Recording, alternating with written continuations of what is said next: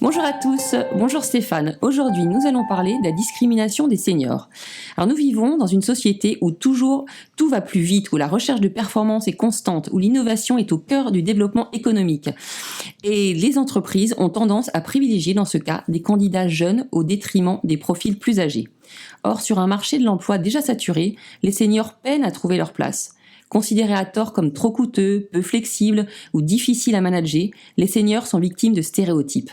Stéphane, comment se caractérisent ces discriminations chez Capgemini? Et sais-tu nous dire à quel âge un salarié est identifié comme senior? Bonjour Géraldine, cher auditeur. Autrefois, lorsque nous évoquions le terme senior, ça nous paraissait un truc assez loin. Je pensais vraiment aux personnes très âgées. On pensait troisième âge, mais aujourd'hui la réalité est tout autre. Il existe 3 générations globalement qui cohabitent en entreprise. Selon la loi de 2009, un senior est une personne de plus de 50 ans.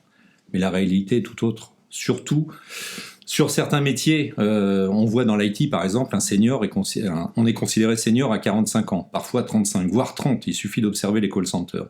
Chez Capgemini, on est identifié senior à 45 ans, ce qui en dit long sur le futur des salariés. Et à 45 ans, il reste globalement une vingtaine d'années à travailler.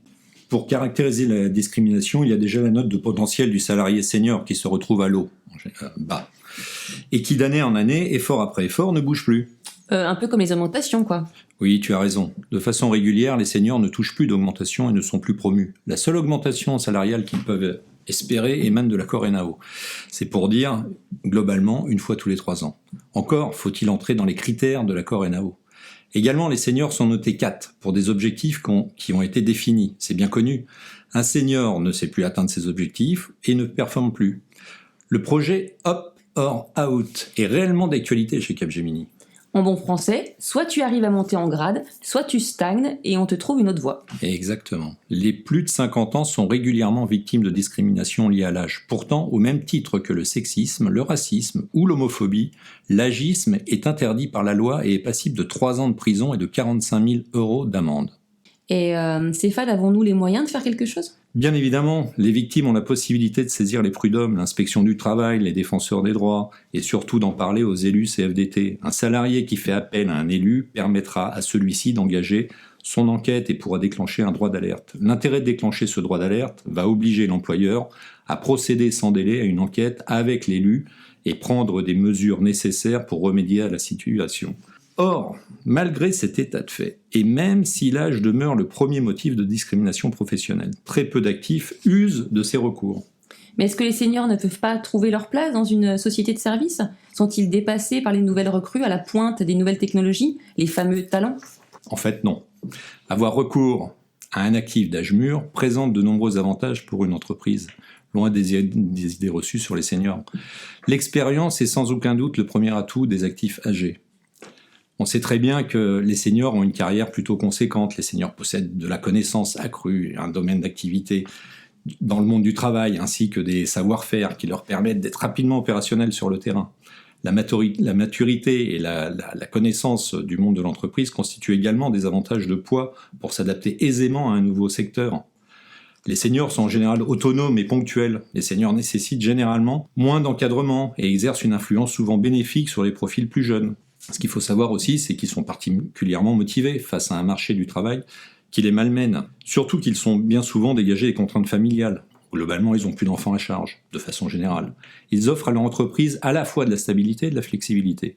Ce qu'il faut noter selon le profil de chaque candidat, c'est qu'il existe de nombreux dispositifs qui soutiennent les entreprises qui font le choix d'embaucher un profil plus âgé.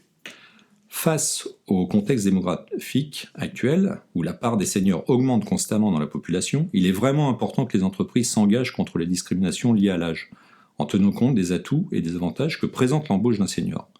Face, par exemple, à la pandémie du Covid-19, lourde de conséquences sur le marché de l'emploi, l'exécutif a défini comme prioritaire la relance de l'emploi des jeunes, plus sensibles en cette période de crise. Mais avec toutes les qualités dont tu parles, là, des seniors, est-ce qu'en fait, ce ne serait pas juste une mauvaise perception de la part des recruteurs, des managers, ou alors des seniors eux-mêmes, finalement?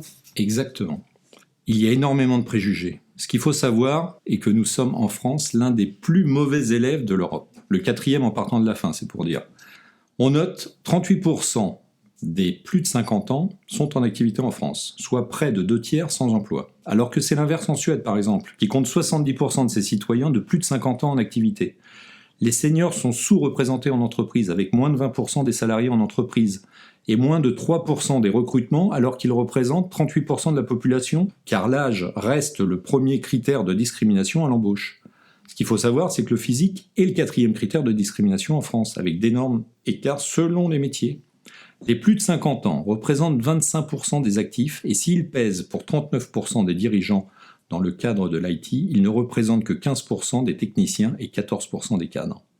Et donc, faut-il s'attendre à des départs massifs des plus de 55 ans chez Capgemini dans un futur proche ?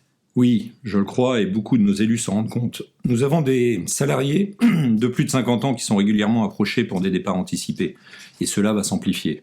Merci Stéphane pour ce constat qui laisse craindre une perte du savoir-faire et surtout l'ADN de notre entreprise qui sont la base de notre métier. Merci à tous de nous avoir écoutés. Si vous avez des questions, n'hésitez pas à poster des commentaires sous la vidéo ou nous envoyer un mail. Nous ferons un plaisir de vous répondre. À la réalisation, Yanis, merci à lui.